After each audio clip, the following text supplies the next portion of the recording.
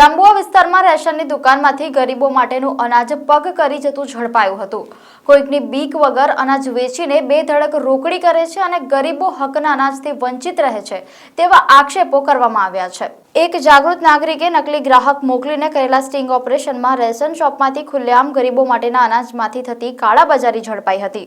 જાંબુઆ વિસ્તારમાં સ્વામિનારાયણ મંદિર પાસેની રેશન શોપ સામે ગ્રાહકોની અનેક ફરિયાદો છે અને કોઈકની બીક વગર અનાજ વેચીને બેધડક રોકડી કરે છે અને ગરીબો હકના અનાજથી વંચિત રહે છે તેવા આક્ષેપો કરવામાં આવ્યા છે। ભારત સરકાર 80 કરોડ ગરીબોને મફત અનાજ દર મહિને આપે છે। વ્યાજબી ભાવની દુકાન દ્વારા તે અપાય છે, પરંતુ અપ્રામાણિક દુકાનદારો આ અનાજ ખાનગીમાં વેચી દઈ કમાણી કરે છે। તેનો નમૂનો જાંબુઆ વિસ્તારની એક દુકાનમાં જાગૃત નાગરિકે કરેલા સ્ટિંગ ઓપરેશનમાં જોવા મળ્યો હતો। રસિક પટેલ નામનો દુકાનદાર કોઈકની બીક વગર આ કામ કરે છે અને તેના ઉપરથી પીઠબળ છે તેવો આરોપ મૂકવામાં આવ્યો છે।